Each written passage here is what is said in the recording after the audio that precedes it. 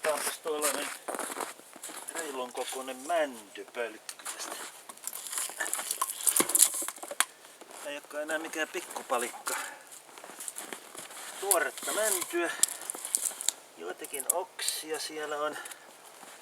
Näissä männyssähän on aina oksia siellä sisempänä sitten. Joskin ne kasvaessaan ajan saatossa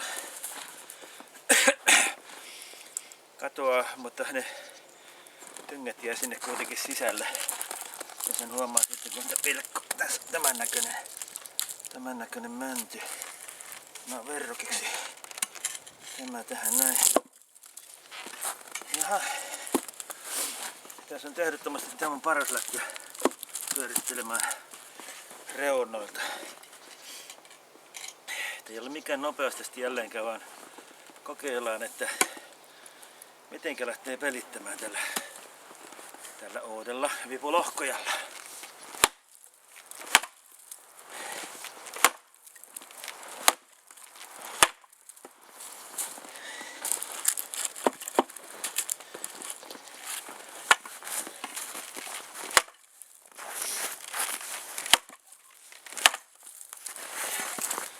Tässä vähän siirtää tuo rengasta, jotta kiinni tuohon puuhun.